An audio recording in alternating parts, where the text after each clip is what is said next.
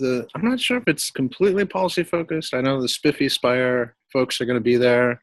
Oh, nice. I think a couple. I'm not sure if Sysdig or a couple of the other kind of security focused companies are going to be there, and some of the cool. open source projects, of course. But yeah, Cool. so I think should be fun. Okay. Okay. Thank you, Limin, for taking the time to do the presentation at the meeting. Feel free to go ahead.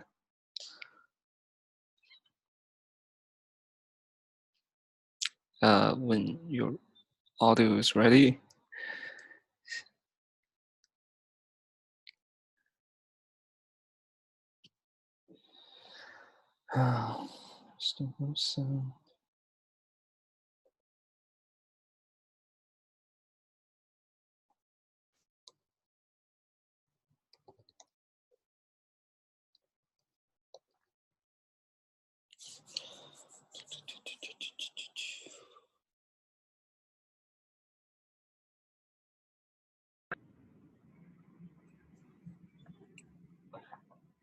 Hi.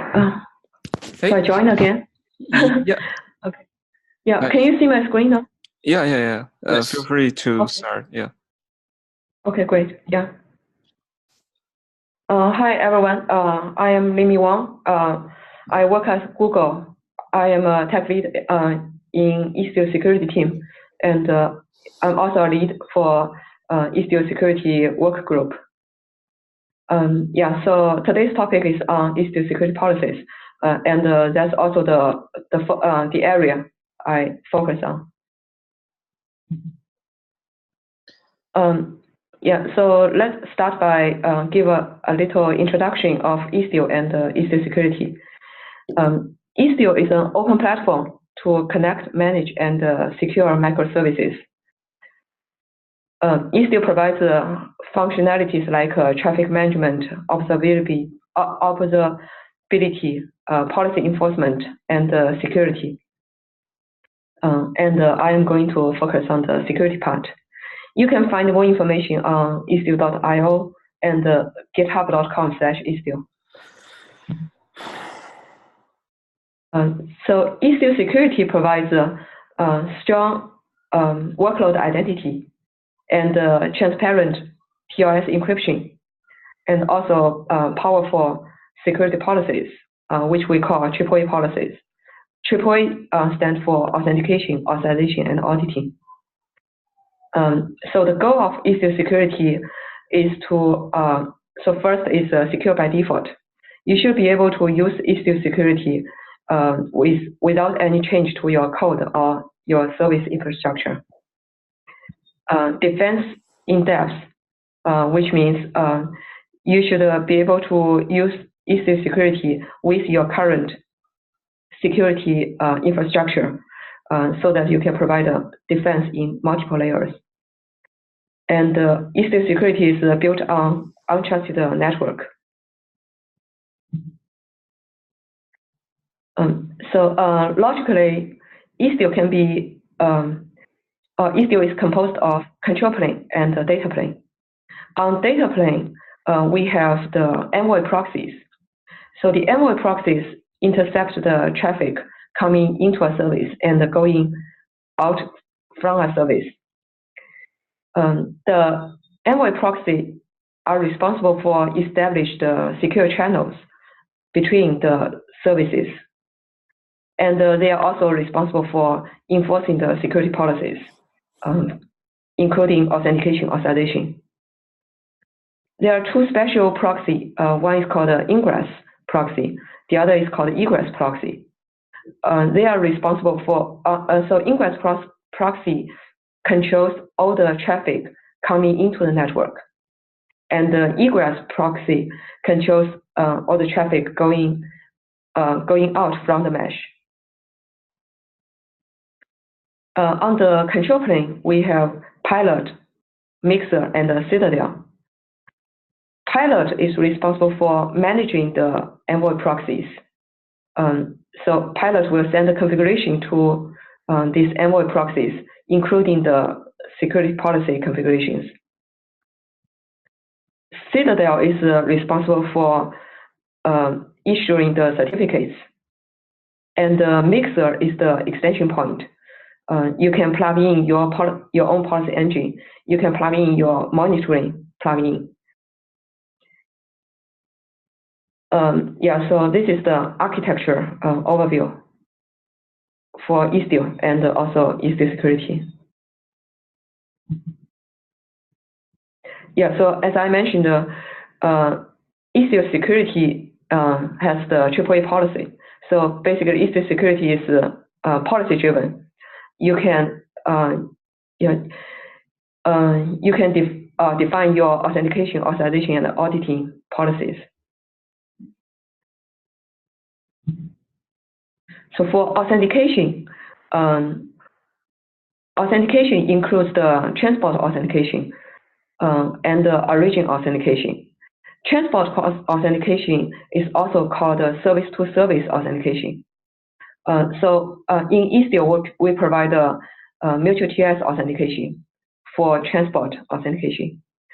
Istio provides built-in workload identity and also provides the key cert management and distribution.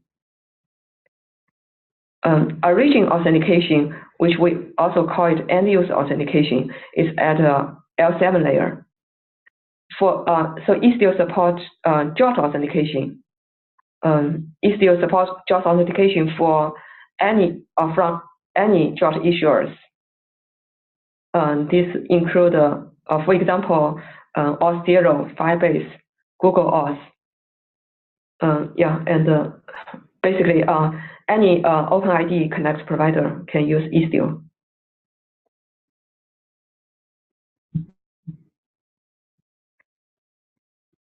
So this is an example of the authentication policy. Authentication policy specifies the authentication requirements of a service.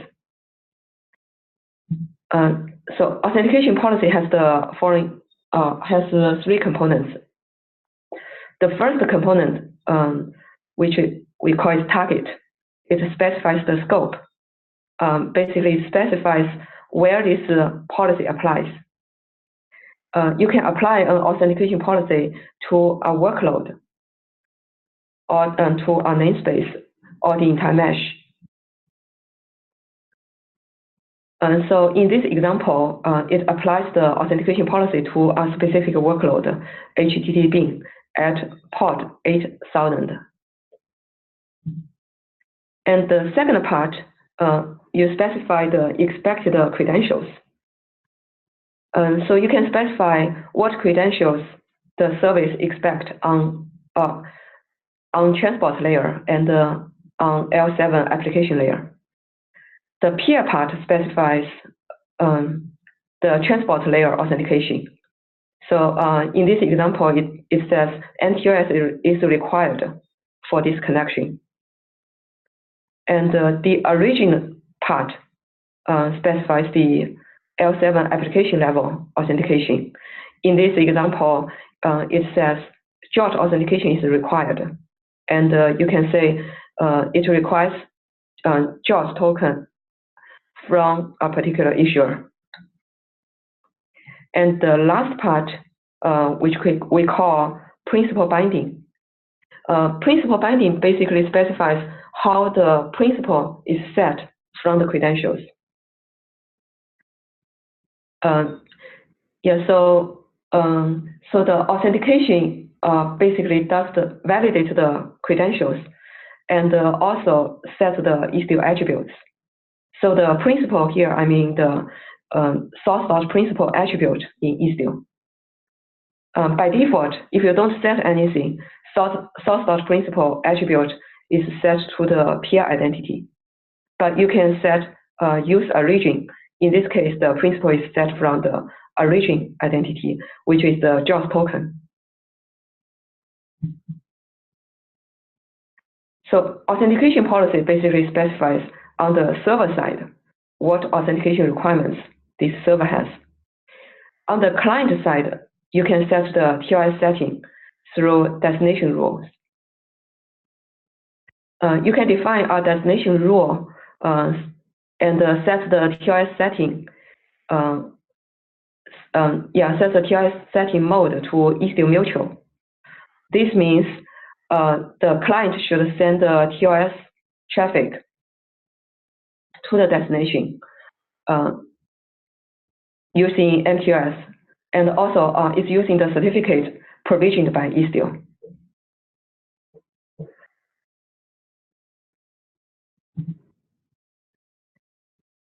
Authentication policy also has supports the permissive mode, mutual TLS permissive mode. This allows you to smoothly migrate from a non-TLS network to a TLS to a MTLS network. So the migration steps works like following. You can start with a plain text network.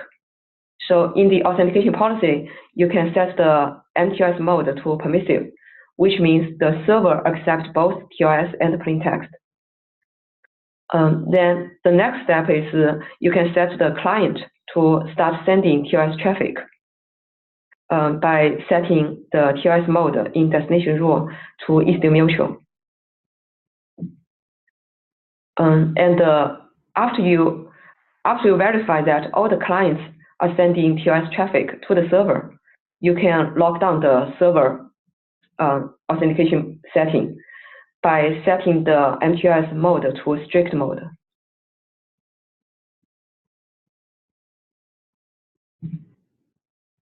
Yeah, now let's look at the authorization. Istio authorization provides access control for services in istio mesh at different granularity, including namespace level, service level, method level, and we are adding mesh level as well. Istio authorization supports service-to-service authorization and end-user-to-service authorization. In istio 1.0, we support authorization for HTTP and the gRPC protocol. In 1.1 release, we started supporting authorization for TCP protocols. So currently, all these protocols are supported. And istio authorization is using role-based semantics, which makes it easy to use. And in the meanwhile, it provides a lot of flexibility through the custom property support, which we call conditions in the role and role bindings. And istio authorization is very high performant because it's implemented as Envoy C++ filter. And currently, it is Envoy's native authorization support.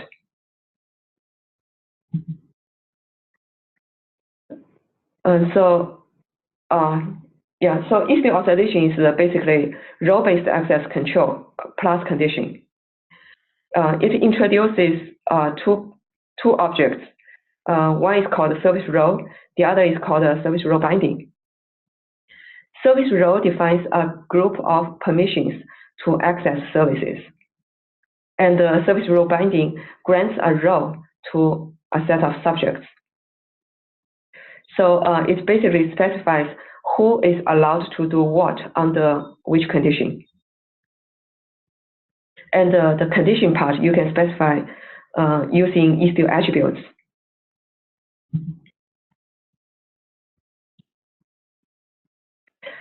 So we prefer ABAC plus condition over just the ABAC because we think ABAC treats identity as the primary attribute, and it groups the attributes and permissions for reuse.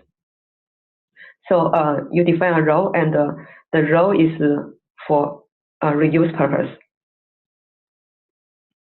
And also it's easy to understand and reason about who has access. And due to the above reasons, it also reduces the unintentional user error. So let's look at some examples of istio, of the ABAC policy.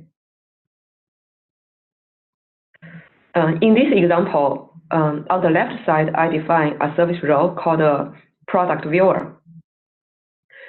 So this role allows you to read product service at a given path.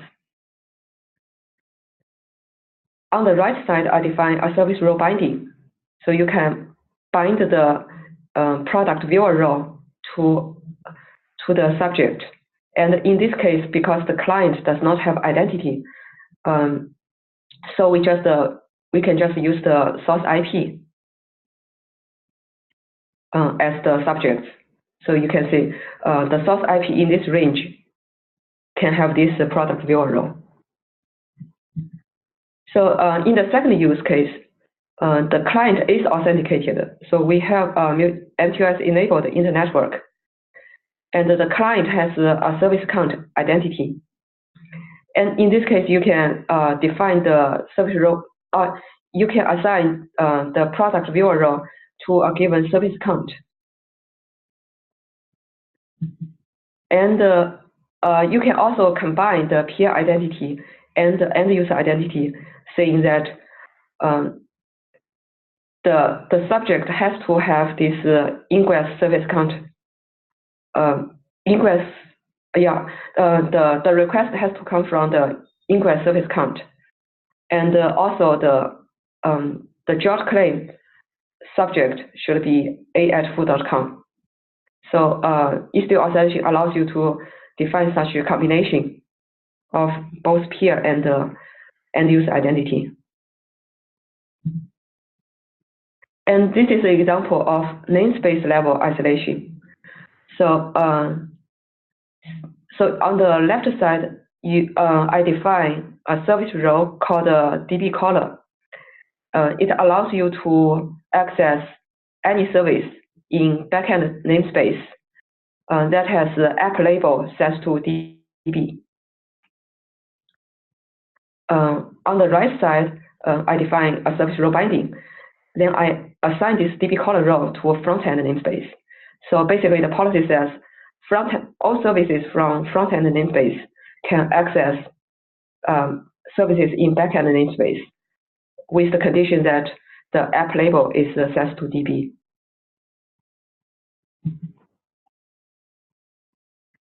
And we also support group-based authorization. So in this example, we assign admin group this product viewer role. And the group membership is specified in one of the George claims. So if your George claims has the groups claim, which contains admin, then this request should be authorized.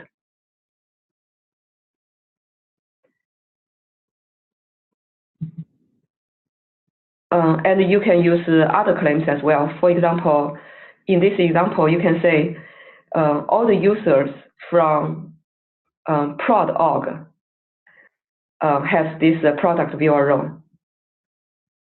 And the org, prod.org information is expressed in using a George claim called org George claim.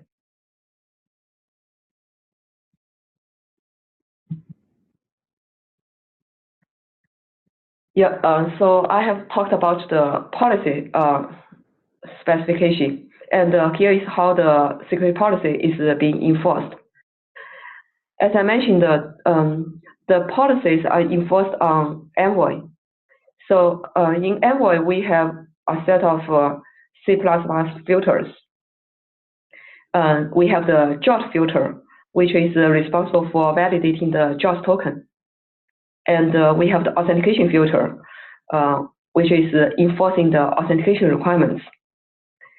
Authentication filter gets input from both George filter and the X59 certificate. And if the authentication pass, the result, the information will be passed to the authorization filter for authorization purpose. And all the telemetry data is sent to Mixer, and Mixer has some monitoring plugins. So we can send the telemetry data to, for example, Stackdriver.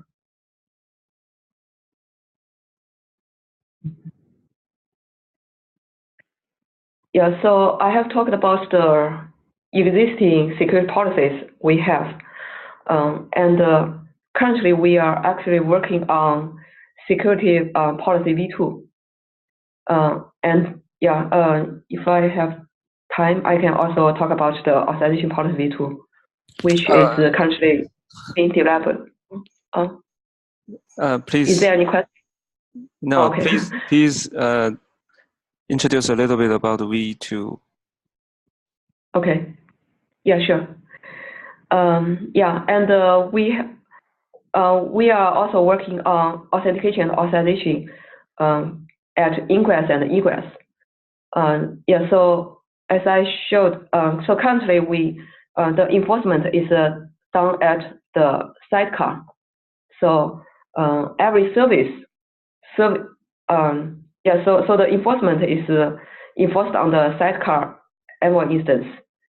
And we are working on adding the support in ingress and egress. And there's also effort to support OIDC token accreditation. This means when if a request comes and there is no credential, no token associated with the request, we will start the OAuth flow to acquire a JAWS token. And then the JAWS token will be sent to istio for authentication and authorization. Yeah, and we are also working on supporting opaque OAuth token and the API key. This will be additional authentication policy for these new credential types. And we already have shared a proposal for yeah, actually for all the things I mentioned. Yeah, so these are just the upcoming features in the security policy area. There are other features not in the policy area, which I'm not going to cover today. Yeah, so this is the way you can join istio, like go to the doc site, you can join the discussion board, and you can join istio working groups. We have security work group, and we meet every bi-weekly. Yeah, yeah, and now let me talk about the authorization policy V2, which we already had reviewed and currently is being developed, and we plan to ship it in the next release. So so authorization V2 includes the following changes. First, we want to align with the rest of istio config model. This includes the base selector model. So all istio policy wants to adopt the selector, workload selector, which I'm going to show an example. And also we plan to introduce some concepts like root namespace. So the policy defined in root namespace is considered a global policy. And another change is we want to make the policy semantics more flexible by introducing exclusion semantics and expression condition. And we also plan to support the deny semantics. Yeah, and we plan to introduce the mesh global policy. So currently the policy is at a namespace level. And we plan to support adding role and bindings at a global level, mesh global level. And we can provide some predefined roles.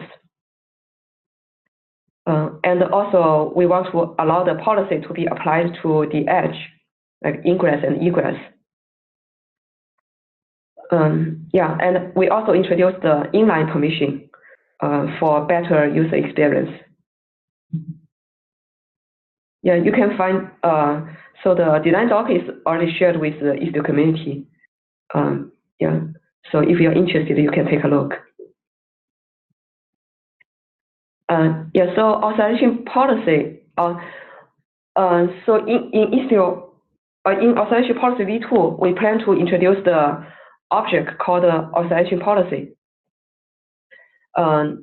This is going to replace the service role binding object. So it's essentially a group of basically grouping the service role binding objects.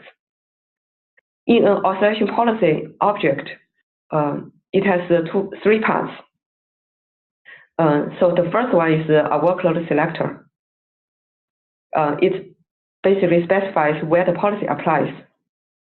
And in this example, it says the policy applies to app B. So it's using the Kubernetes labels, using the labels to specify the workload. And you can, it also has allow. The allow section contains a list of service role bindings. Yeah, so in this example, it says allow service A to have service viewer role on app B. And similar to allow, we are also going to have a deny section. And the deny section will also have a list of service role bindings.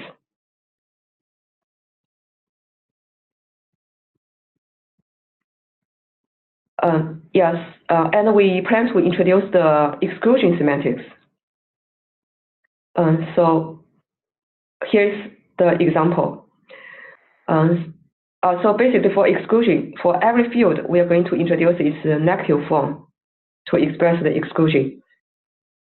So on the left example, we define the service role. In the permission, it says the subject who has the role has the permission to view all the paths except the path on /private. And on the right side is an example for authorization policy. So basically, it specifies all services from namespace NS1 except this particular service called a product page has this app viewer role. So you can combine the so basically you can combine the positive form and the negative form together to express the exception semantics. And the inline role. So in some cases, if you don't want to define a reusable role, and basically you think that this permission definition is not going to be reused in other places, then you can just define the inline role. So in this example, you can say front-end service can have this permission, and in the permission part, you specify the path and method. So basically, instead of explicitly referring to a role object, you just have the role definition inline. And this is how the ingress and egress authorization policy looks like. It has no difference from the normal authorization policy. The only special place is the selector part. You set it to ingress gateway or egress gateway. So the left side is an ingress authorization policy example. So in the policy it says the request comes from IP 1.2.3.4 can access host abc.com at the given path.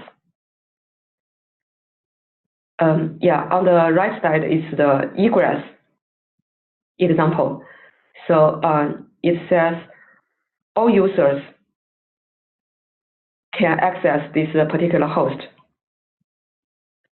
and also the test user can access test.company.com.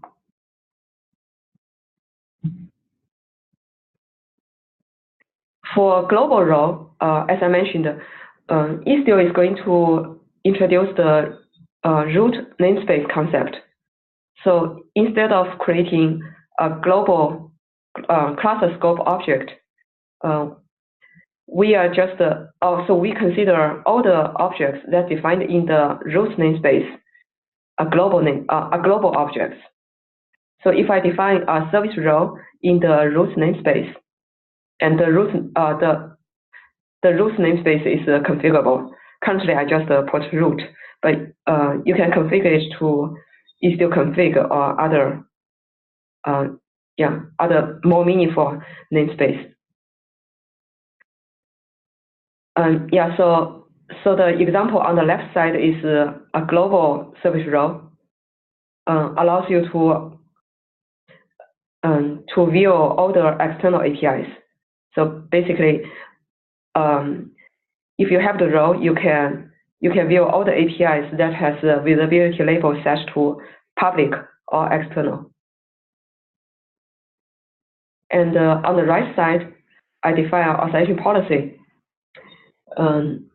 which is also global authorization policy because it's defined in the root namespace. So this policy says the group API viewer has this external API viewer role. So without the global authorization policy, currently you have to define authorization policy for every namespace in order to express things like this subject is mesh admin, can access everything in the mesh. Without adding the global authorization policy object, you have to define for individual namespace. Global service role. Basically, this example shows how we can reuse the roles. In this example, we have the global service role called the external API viewer, which I showed in the previous example. So this global authorization viewer can be used in different namespace, including production namespace and staging namespace. And I think this is actually a pretty common use case because very often your production namespace and the staging namespace will have the same set of policies. And being able to reuse the role between the namespace should be pretty useful. And this is another example. You define a global service role called a health checker. And then you can apply it to a particular namespace called my namespace, or a particular workload. In this example, it's app ABC workload. So you can define policy like service count A is health checker for my namespace, and the service count B is health checker for this ABC workload. And we can introduce some predefined role. So currently, the predefined role we have in mind is service viewer, service editor, and service admin. But if we find more use case, maybe we will introduce more predefined role. Currently, that's what we have thought of. So with the predefined role, you can directly define authorization policy and just use the predefined role directly without having to define a role.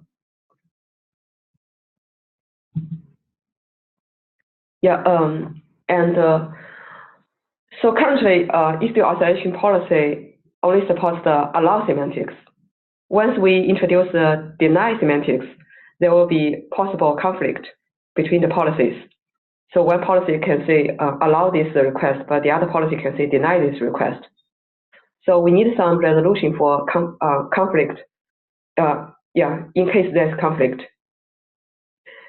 So the approach we want to proceed is we would consider all explicit deny has higher priority than explicit allow. So if you have any deny rule, it has a higher priority. And then we will evaluate the allow rules. This option is currently used by all the other IAM products, including AWS IAM, Google Cloud IAM, and Azure IAM. So the benefit of it is it's a pretty simple rule. It's very easy to reason about the effect of a policy. It also has a limitation. So because we treat all the deny rule has the same priority and all the allow rule has the same priority. So basically it's pretty costly. If you have a scenario you want to express deny, allow, then it's not possible to do that. However, we think that should be enough for most of the use cases, and that's the approach that most of the IAM system go with. An alternative is, of course, you can add all the numbers to each policy. A lot of the firewall rules actually use that approach. The problem with that approach is whenever you define a new policy, you have to figure out which all the number you give to that policy. And in order to figure that out, you have to have a global view of all the policies you already defined. Then you can find a place to insert your new policy. So basically we are going to go with option 1. And we are also considering introduce the expression condition. So currently the policy semantics is already pretty flexible. By introducing the expression semantics, we'll make it more flexible. Basically, we can allow any combination of and or, and also doing the recursive and or. So basically this is on the roadmap. I think I have talked all the slides. Is there any questions? Thank you so much. I think istio, what istio has is better or more than what we have in Kubernetes. It's very interesting. Many of the items actually we were talking about within Kubernetes community, but hasn't made the progress that far as in istio. Can you give some examples? So for example, I think talking about expression conditions or like authorization policy. So I think we just started introduce the concept of a policy object into Kubernetes, so that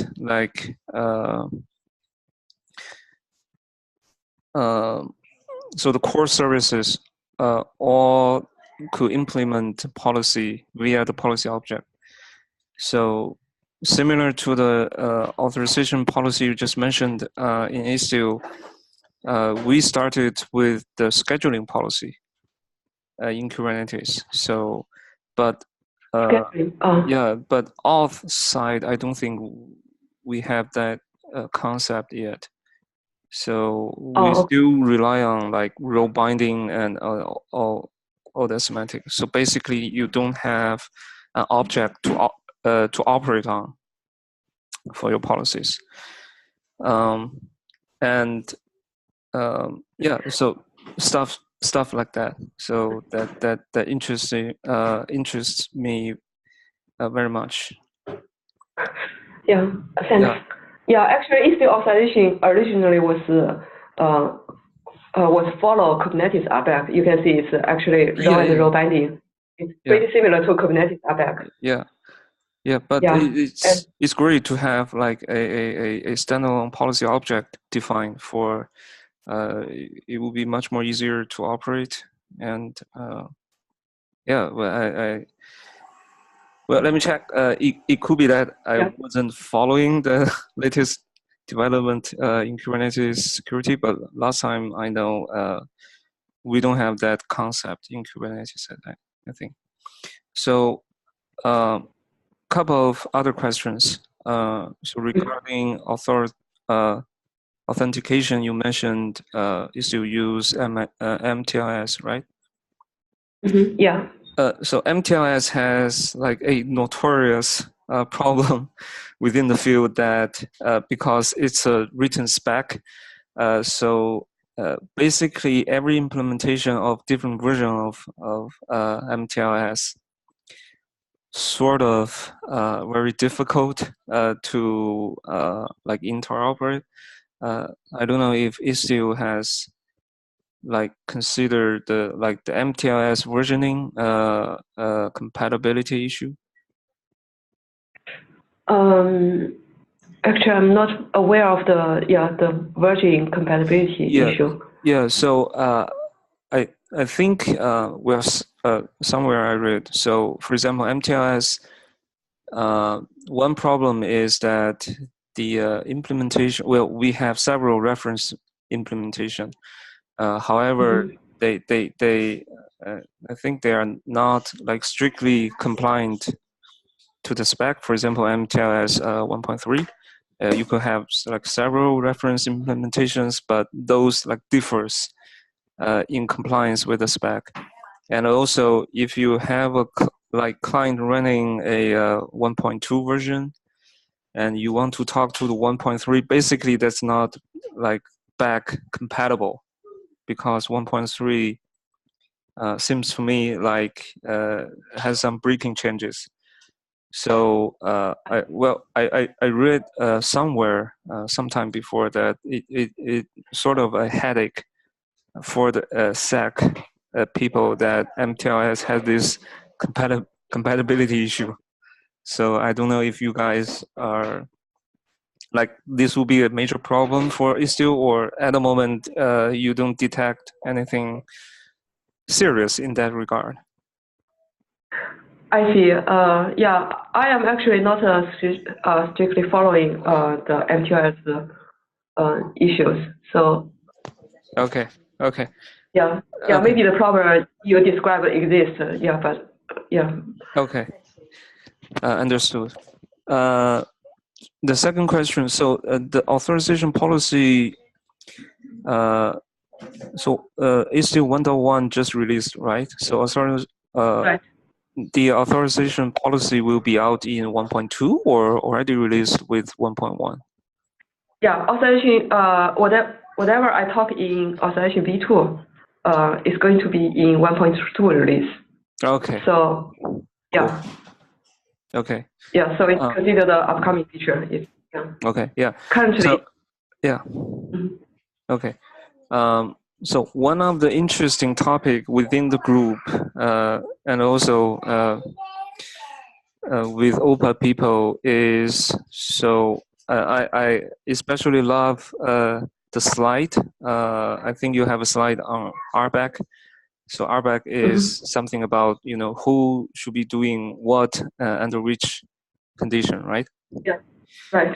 So we also had a view that a policy is basically like something like that, but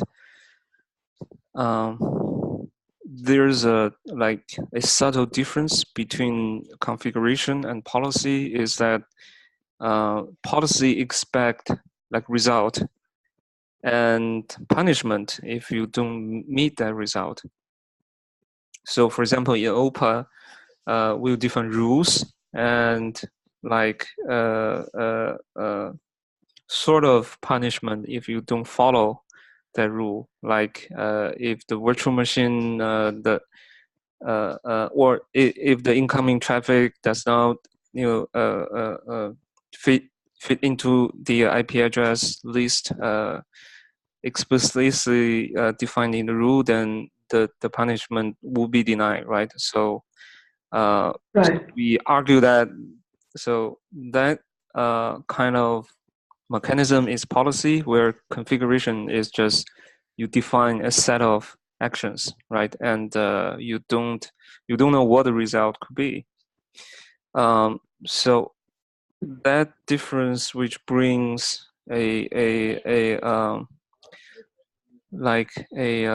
thinking, a design thinking currently within the group, that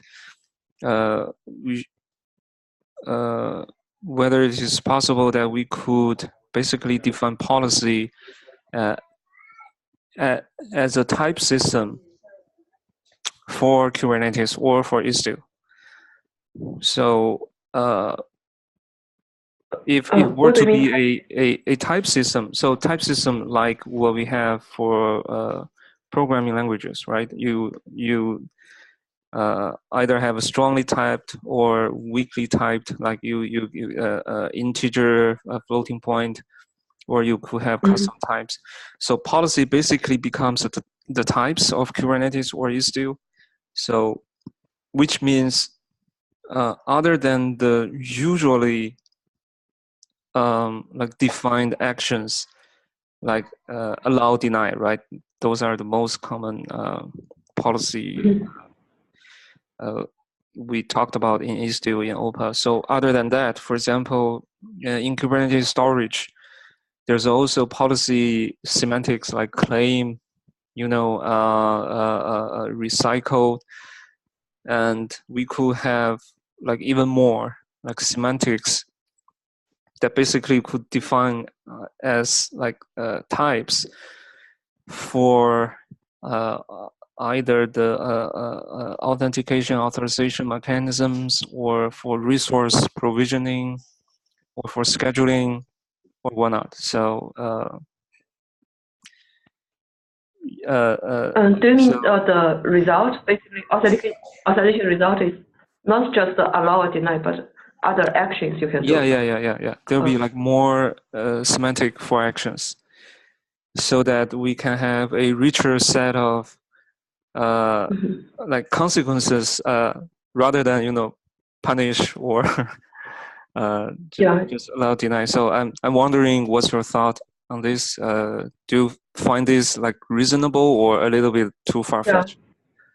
Yeah. Actually, I think that's very interesting. I heard some requirements like that, like really? for authentication results. Yeah, not only you don't just simply say allow or deny, but you can define a set of actions. Yeah, but the question is like, what actions should we include? Yeah. Action is it's very basically it's very rich, right? You can do anything. So how we express the action. Yeah. Yeah. I think that's related to the expression you just mentioned. So it cannot be too open-ended. Like anyone will define any actions, but sort of we need to select a subset of major actions to define that. Right. Right. Yeah. Not only expression. So currently for istio, we use the expression, and the element in the expression is the istio attributes.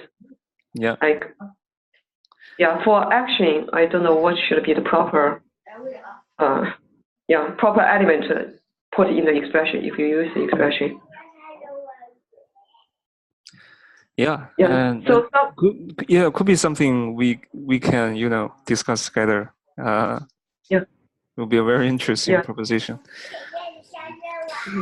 And sure. Definitely we can work together on something like this. Yeah. So third question is, you mentioned AAA, right? So I didn't see anything related to audit. So can you share? Audit. Yeah. We have some thoughts on audit, but currently for istio, we basically call the access log. We only have access log. We don't really have an audit policy. Okay. But the audit policy I have in mind is actually align with should align with the authorization policy. I think Okay. that Kubernetes is also doing something similar. Yeah. Yeah, well, we like Microsoft Azure has a team working with OPA, so have a CRD controller basically could offer the like a audit and authorization controller. So it's still in progress, but yeah, that's something happening in Kubernetes. Yeah. Yeah. Yeah, And I actually have some thoughts on audit. Basically, I want cool. to model it the same as very similar to authorization. Yeah. But currently, basically, this project has not been prioritized, so Okay. we haven't much time on that. Yeah. Yeah, I think people sometimes just confuse because for audit is again allow deny. So what's the difference? Yeah. Okay. So fourth question. So there are like I think people sometimes mention instead of AAA, they mention quadruple A. So attestation could be like the fourth A to be taken into consideration for security. So I talk with Spiffy Spire folks. So they kind of provide like cert management. They can provide like cert management or like workload ID management for istio. But they if you want to use like TPM or some HSM for like attestation for a trusted compute environment, there are still a lot of work needs to be done for Spire or Spiffy to support that. So I'm wondering if Istio team is looking at the attestation side of problems or not a priority at the moment.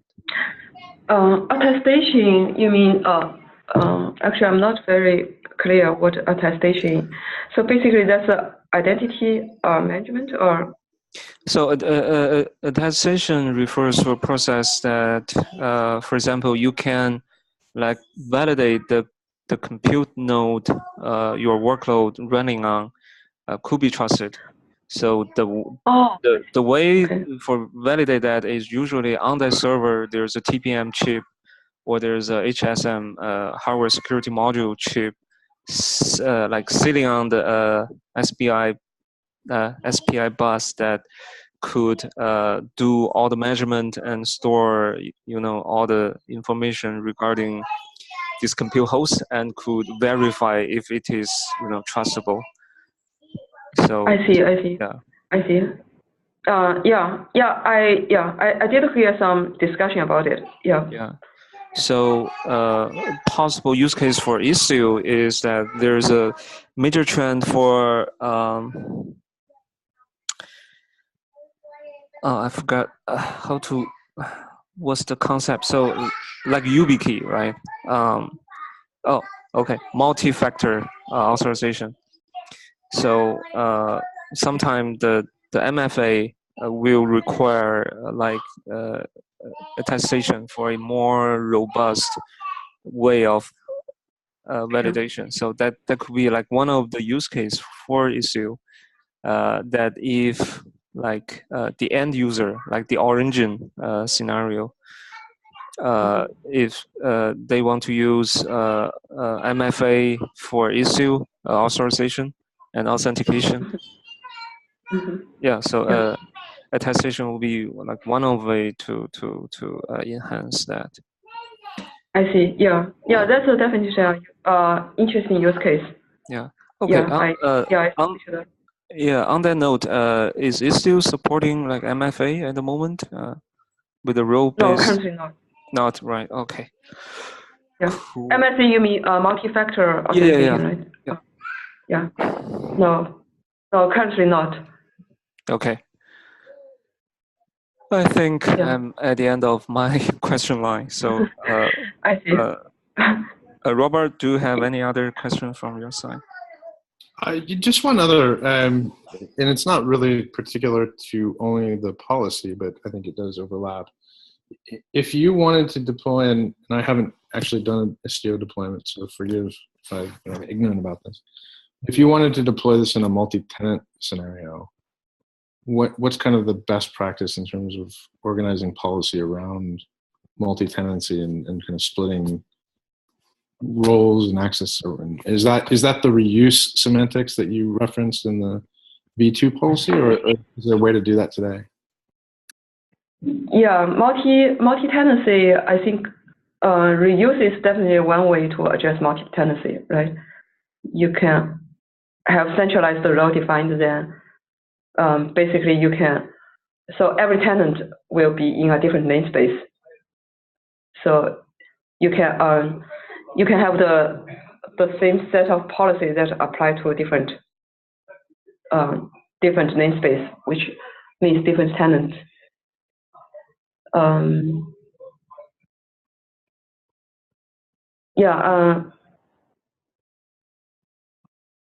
So you're asking about the best practice for multi-tenancy?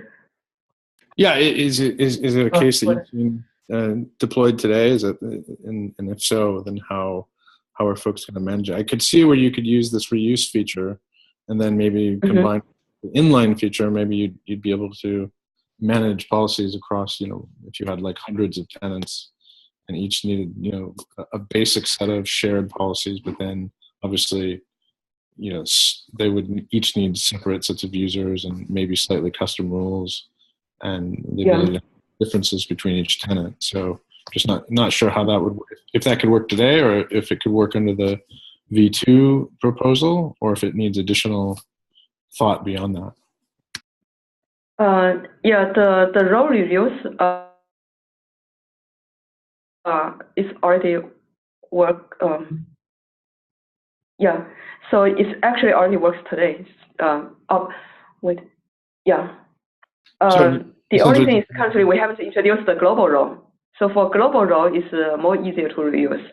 But currently, you can define a role at the namespace level, and then use it for different workloads. That's possible today. But with the V2, it will make the reuse more easier. So basically, V2 will introduce the global role, and also the authorization policy. So today, essentially, you have to have a duplicate set of. So today you can still across namespaces, right? Yeah. So today you can reuse the role, but it's not that easy. Basically, the scenario I can think of is more of if you introduce the global role, especially have the authorization policy, which you can have the selector defined instead of having the service defined in the role itself. So today's policy have the services inside the role definitions itself, which makes the reuse not very effective. And let me show. If you have this like services products defined in the service role itself, instead of using it in the authorization policy. So the second, if you have these services defined in the role itself, then basically this role is just for this service. It's hard to use it for other service. You can use the same role for different binding. That's possible today. But if you define a role for different workloads, it's not very effective. Basically, that's my comment. No, that makes sense. Thank you. Yeah, or the other way is for today's service role, you can say do not specify the services. You can use star. And in that case, you don't restrict this role to be reused in other place. Yeah, but anyway, so with the introduction of V2 policy, I think it will be more effective if you want to reuse roles.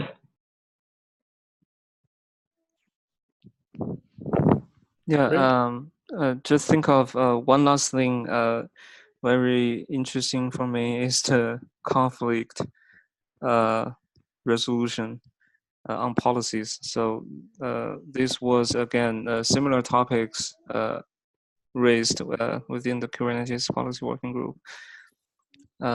Like when we have like conflicting policy enforcement. So how do we guarantee the either the priority order? So like you mentioned, all the denies higher than all the allows, something like that, Right, or right. a more trivial way, right? So add order number could be one thing, and I think we could like discuss for more options. This is another very interesting area for us. Yeah, so Kubernetes policy, I think Kubernetes RBAC only support allow today, right? Yeah, if there's only allow, yeah, it's very preliminary. Yeah, actually, istio policy currently also only support allow, but once we introduce deny, there will be conflict. Yeah. If it's just allow, there basically there is no conflict. Everything is just. Yeah. Yeah, whitelisting is always nice, and when you have denied, and also taking into account what we mentioned, introduce more semantics, more expressions into it, then yeah, it will be like more complex. Yeah, definitely interesting topic. Okay, I don't have any further questions. So I think we can conclude today. Thank you so much for interesting, very interesting presentation. By the way, could you share the slide link on the working group meeting note so that everybody else could find it? Yeah. Okay. Yeah. Sure. Yeah. Okay. Yeah. Thanks a lot. Yeah. I think the question was also pretty pretty effective and interesting. Okay. Thank you so much. And bye bye. See you guys. Bye. Bye.